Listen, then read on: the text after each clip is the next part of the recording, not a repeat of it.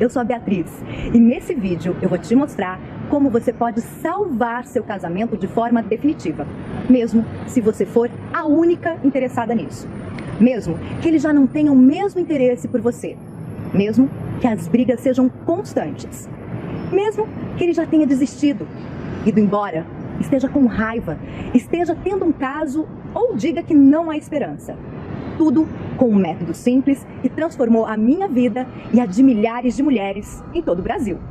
Isso pode parecer impossível ou bom demais para ser verdade, mas continue assistindo esse vídeo até o final e você vai entender de uma vez por todas o que é que está faltando para você ter um casamento feliz de verdade.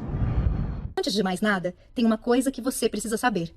Eu já tive o meu casamento de 10 anos arruinado e meu marido chegou até a sair de casa. Eu e o Antônio nos conhecemos e depois de 3 anos de namoro, decidimos nos casar. Fizemos vários planos de uma vida a dois e não tínhamos dúvidas de que esse era o passo mais importante de nossas vidas. Até que em algum momento, as coisas começaram a sair dos trilhos. Surgiram as primeiras discordâncias. Eram apenas algumas brigas bobas sobre a programação do final de semana, sobre a visita da família, a atenção que os amigos exigiam e o trabalho. Mas nada que deveria me preocupar muito. Afinal, qual casal que não tem uma briguinha ou outra? Mas algumas semanas depois, o ciúme também começou a aumentar. Eu não gostava quando ele chegava tarde, enquanto eu estava em casa sempre esperando por ele. Ele chegava cansado e só queria deitar e dormir.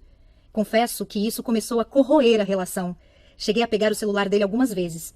Estava desconfiada que talvez ele estivesse interessado em outra mulher, mas tentava me acalmar e achava que isso deveria ser besteira da minha cabeça. Depois de 1 ano, eu engravidei da Sofia. E não foi uma gravidez planejada. Mesmo assim, eu acreditava que a chegada desse anjinho iria trazer mais união e paz para a nossa relação. Mas não foi bem isso que aconteceu. A Sofia nasceu e muita coisa começou a piorar ainda mais em nossa rotina. E com isso, as brigas tornaram-se cada vez mais frequentes. Eu tinha que cuidar sozinha de nossa filha, da casa e do meu trabalho. Não era fácil. E tudo o que eu queria em troca era ser mais valorizada e amada. O respeito foi acabando entre nós dois, e as agressões verbais se transformaram em xingamentos. Não gosto de falar disso, mas por diversas vezes chegamos ao ponto de discutir bem na frente da nossa filha. Ela chorava muito, e isso me doía demais. Quando estava perto da hora dele chegar em casa do trabalho, já me dava um nó no estômago. Eu ficava pensando em como falar as coisas com ele, escolhendo as palavras que eu deveria usar para evitar mais brigas, mas não adiantava. Me sentia sozinha naquele relacionamento. Chorava muito. E me perguntava se tinha escolhido o homem certo para a minha vida. Ele não me olhava mais. Não me tocava. Não sentia mais desejo por mim. Nem sequer um elogio saía da boca dele. É verdade que meu corpo mudou depois da gravidez. Acontece com toda mulher depois da gestação. Eu comecei a me sentir feia, com baixa autoestima, estava desmotivada de tudo aquilo que estava vivendo. Mas eu tentava equilibrar tudo por causa da nossa filha. E tinha a pressão que eu sofria da família também. Passamos a dividir a cama como se fôssemos irmãos. Exceto nas noites em que ele me procurava como se eu fosse apenas um objeto qualquer, para satisfazer suas vontades. Nessas horas, eu me sentia usada, descartável, um verdadeiro lixo. Deitar na mesma cama que ele e ao mesmo tempo estar sozinha me matava por dentro todas as noites. Várias vezes eu chorei baixinho, para que ele não escutasse. Eu não entendia como as coisas tinham chegado naquele ponto. Cheguei a pensar na separação, mesmo não sendo o que eu realmente queria. Eu não tinha casado para me separar. Não era isso que eu queria.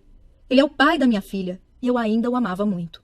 Eu nem conseguia imaginá-lo separado de mim, vivendo com outra mulher. Só de pensar nisso já me dava uma tristeza profunda.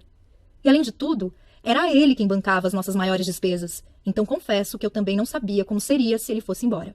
Essas coisas só me deixavam mais triste e infeliz. E quanto mais triste e infeliz eu ficava, mais eu e o Antônio brigávamos e brigávamos. Chegamos ao ponto de uma vez discutir na rua, com várias pessoas ouvindo e olhando para nós. Foi uma grande vergonha que nós dois passamos.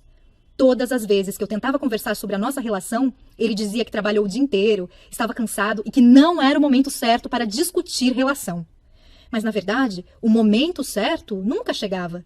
Se o assunto era sobre nós dois, todos os momentos